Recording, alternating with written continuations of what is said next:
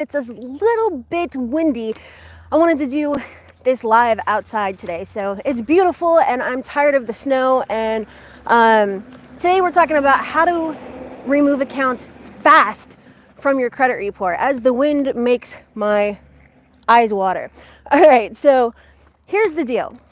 You can ask me how to remove a bankruptcy fast. You can ask me how to remove a charge-off fast. You can ask me how to remove student loans fast.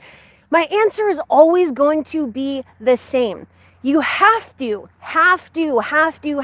take the information from your credit report. From the credit report, what do you think the credit report is there for? Is it there for you to pick your nose with?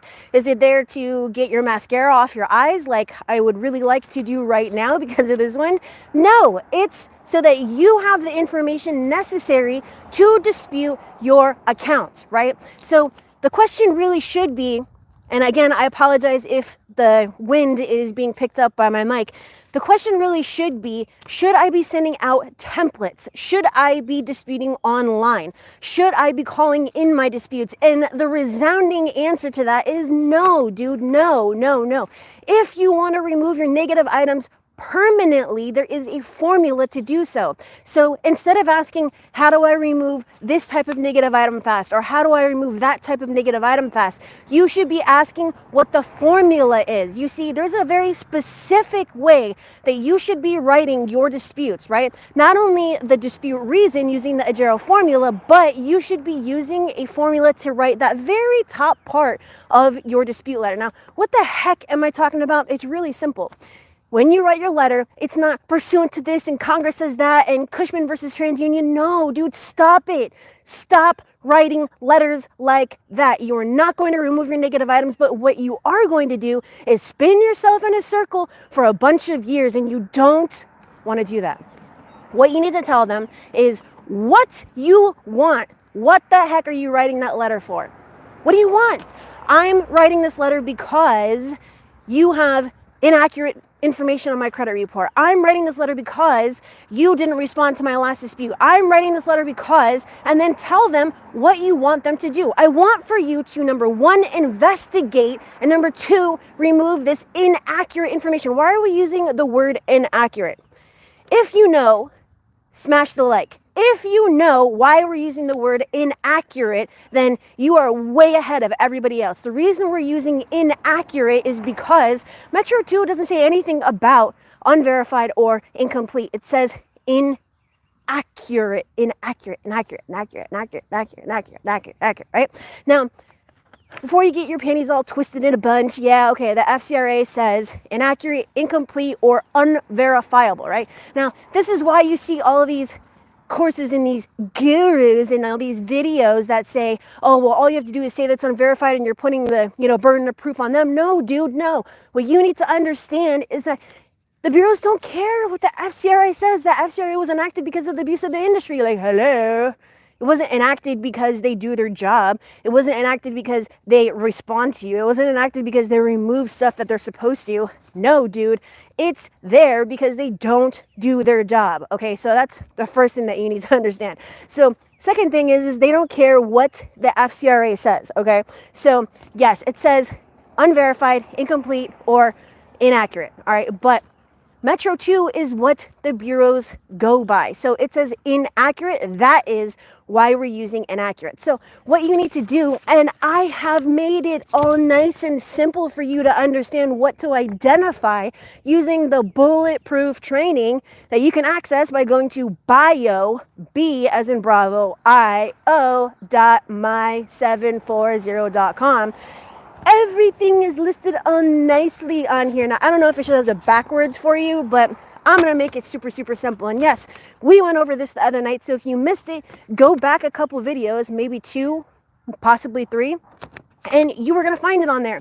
If you don't know what to identify on an account, then you're never going to be able to create your Agero formula, which means that you're never going to make a dispute reason that pops, which means that you're probably not going to remove your negative item, okay? So if you want a copy of this, go to bio.my740.com. But if you just want to understand how to use this, then let's go over this together. That is why I'm doing this. That is why I am actually live. This is not recorded live. This is actually live. You're in front of my house right now, okay? So let's go over this together. All right, to remove a charge off from your credit report fast. Again, no online disputes unless you want to give up your rights under Section 623 and Section 611. But anyways, you need to find all of these: date last active, date last paid, notice of dispute, date last reported. Now, before I move forward, do you know what the date last reported is, or the status date? And yes, I know they're like doing construction over there in someone's house, so I apologize if you hear that. Anyways, do you know what the status update is? If you do, then great, you're ahead of like everybody else. If you don't, that's okay too, because I'm about to tell you. When you submit a dispute and it comes back as verified as accurate, the bureaus are required to update this status date, date last reported, status update date. Okay, all the bureaus, or each of the bureaus, call it something different. Okay, so when they verify it as accurate, and again, we're using air quotes here because you know that they don't actually do an investigation, they're supposed to update this date. And when they don't, and it still shows 2017, even though here we are in 2022 disputing, then you know that they did not investigate the account to come up with a verified response. How could you have possibly done that? So that is why this is important. So we have status update date, date last reported, activity after the close date. Now, what the heck is activity after the close date? Well, I'm going to explain it to you. When you have a charge off and it is unpaid, you did not pay that sucker, okay? Whatever, I'm not judging. All right, the whole point is that it's going to continue to have charge off down in the payment history. Now, if you go and do a little bit of research in the FCRA, it says basically that once an account is closed, it's closed. Like, how is there activity? And yes, continued reporting is activity after that account was closed. Well, there shouldn't be. There should not be anything after it says charge off. Like you went 30, then 60, then 90, 120, 150, 180, closed. Nothing after that. If there is, then guess what? It's inaccurate. You need to dispute that. Now, the only thing that would be like okay is if it said that you made a payment. Okay, yeah, that's like actual true activity. Okay, you want to make sure that you're looking at that date last active to make sure that it has not been re-aged. Now, why is that important?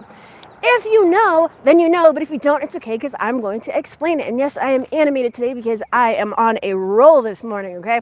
So what you want to understand is that once an account is re-aged, now you have another, 7 years or whatever. So like if the account was supposed to fall off in 2017, but you submitted a dispute and they updated it. Instead of updating the date last reported, they updated the date last active. Now you have another 7 years on that sucker. That means that when it falls off the other two bureaus, it's still going to be sitting there. And it means that it's not going to come off naturally until another 7 years. You don't want that to happen.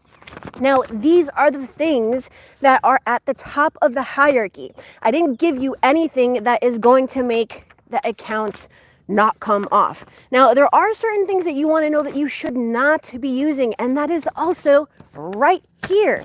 The things you should not be using are, unless they are blatantly inaccurate. So let's just caveat, unless it's blatantly inaccurate, like balances or past dues, you should not be using balance, limit, term, status, high balance, type, or open date. Now, a note on high balance. One thing you want to be looking for is if the high balance is lower than the balance. Dude, how?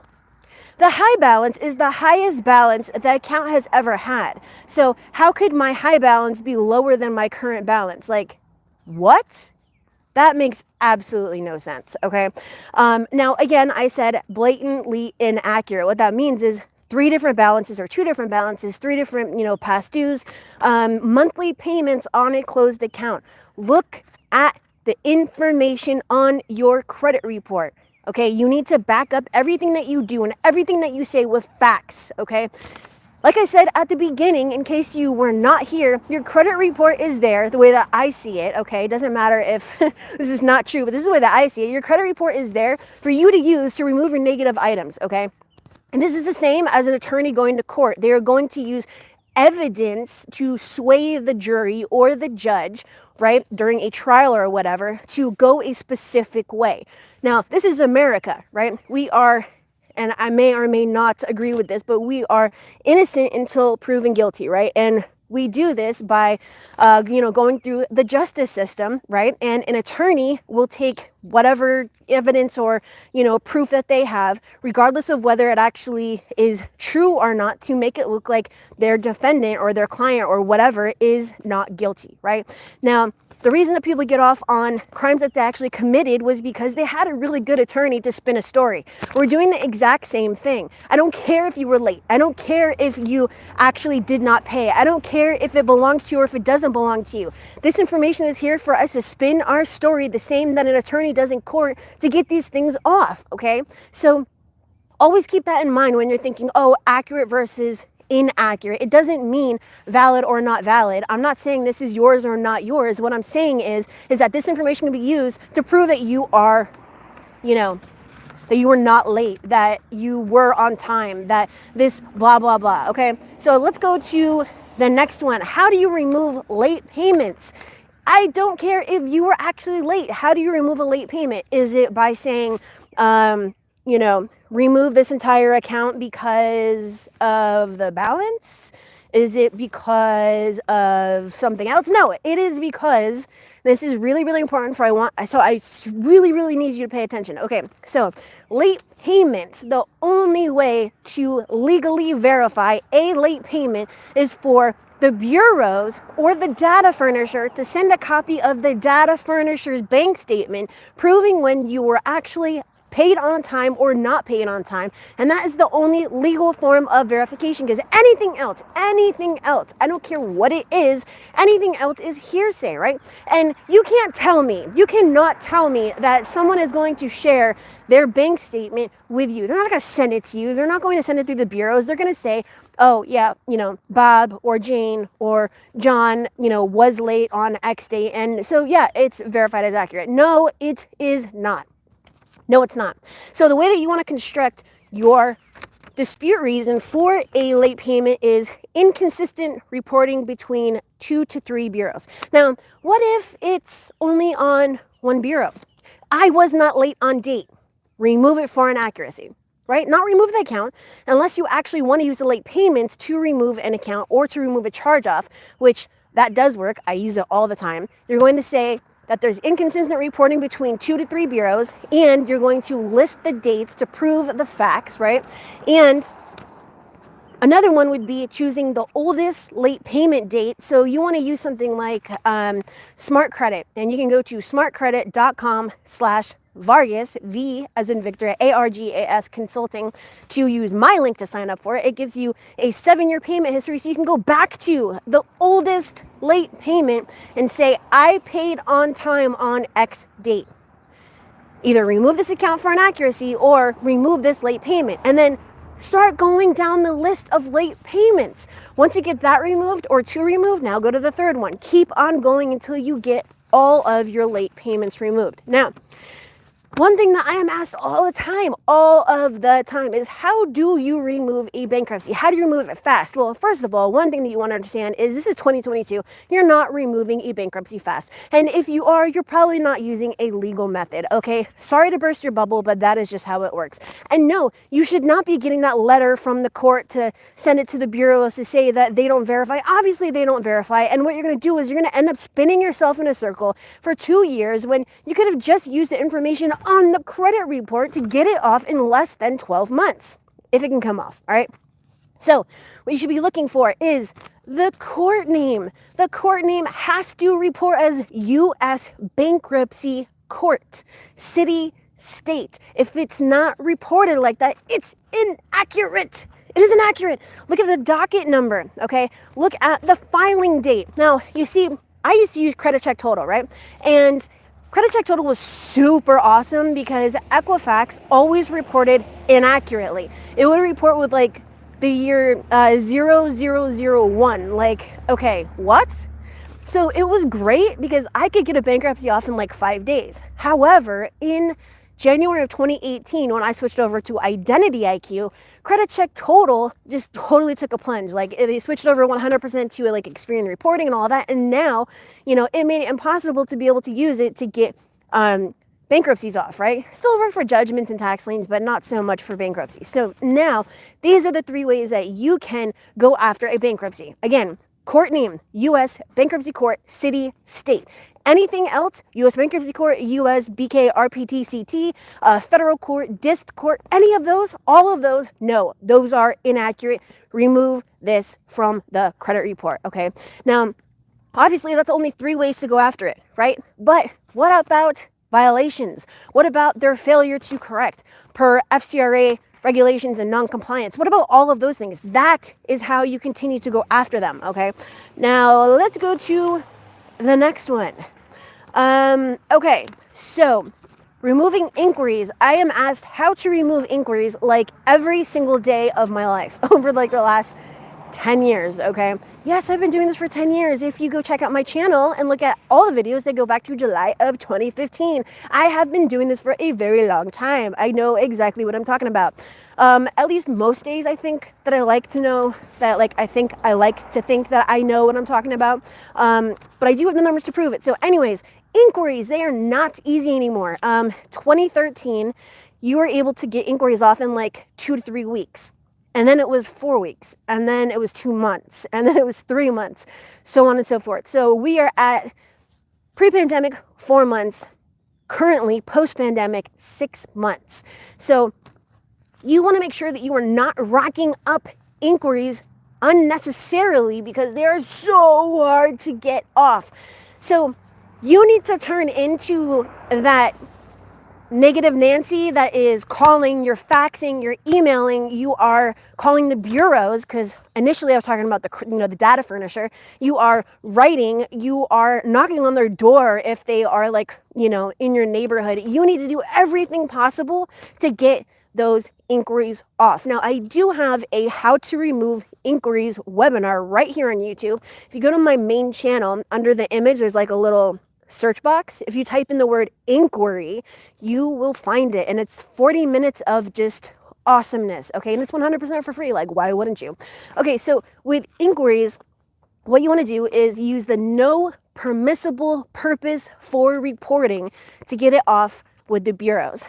You still have the chance to get it off with them, even though they're going to tell you that it's a matter of record.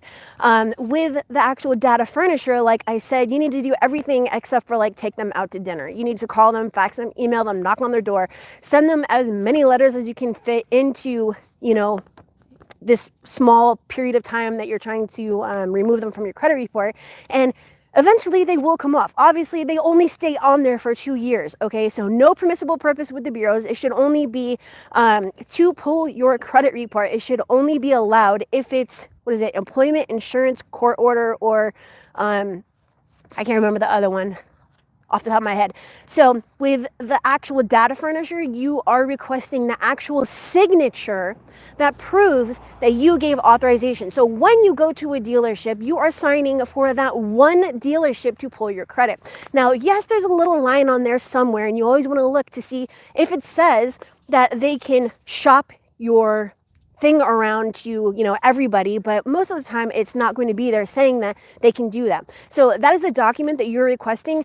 You want to find your authorization form that you signed so that you can prove that they pulled your credit illegally, basically, okay? Now, to remove portfolio recovery, to remove Midland, to remove second round, and all of those other debt buyers, NCA, and all of those, yes, they are difficult, and no, you should not be using method of verification. If you use method of verification, if you use validation of debt, if you write to them directly, and it's within the statute of limitations for them to take you to court, then you're saying, hello, here I am, sue me, okay? You're letting them know that you probably have money. You probably are trying to fix your credit, which means that you're trying to get a house, which means you probably have a little bit of money put away so that they can come sue you. Don't do it. Don't do it. If you want to remove them, there's very specific things that you want to look for, like late payments on a collection. It's a collection. It's late. It should not be on there. Past due. Hello, it's a collection. It is past due. Those two things should not be on there. The status should not say 120 days late. So past due, late payments, 120 days late, anything other than collection under the status. And then now you're going down the factual hierarchy, right? Date less active, date less paid, so on and so forth. Notice of dispute. Okay, so we reached the end of this, but if you want to get your copy of this so that this is actually the solution sheet, and yes, I give you the solution sheet because I want you to learn these things so that you can actually remove the negative items from your credit report fast, head over to bio.my740.com. And if you want to see if I can do this for you, the link is always the same. It is my740.com, my740.com. All right, so that is it. I have calls and files and children to feed, so I am going to go. But I hope you have a wonderful day, and it's getting a little bit cold out here, so I'll see you later.